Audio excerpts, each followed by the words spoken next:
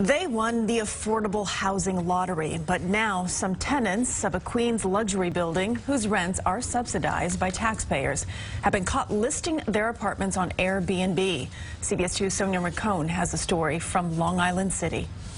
More than 90,000 people applied for the lottery to live in this rent-stabilized building for several income levels. Fewer than 1,000 got in. I hit the jackpot when I moved here. James Edstrom can't believe some of his neighbors at Hunters Point South would advertise their affordable apartments on Airbnb for up to $500 a night. When you do something like that, when you're renting your apartment like that, you're bringing up the prices in New York City, you're lowering the housing stock in New York City. In this case, the posters were also breaking the law and putting their leases in jeopardy. The landlord, related companies, made them take the listings down, saying it has a zero-tolerance policy, and any residents found to be in violation of the rent stabilization laws will immediately have their leases terminated. We spoke with a couple who had one of those Airbnb listings. They wouldn't speak with us on camera, but they say they do live in the building, and they never actually rented the apartment. They say, like many New Yorkers, they wanted to make some extra money around the holidays when they went away for Thanksgiving, but they cooperated with the request to remove the listing, and lesson learned. Those folks who are still out there looking for an affordable unit are rightly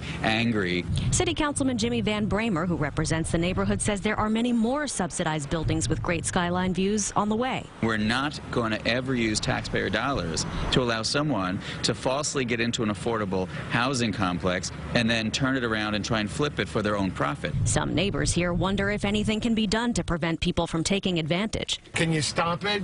You know, human nature.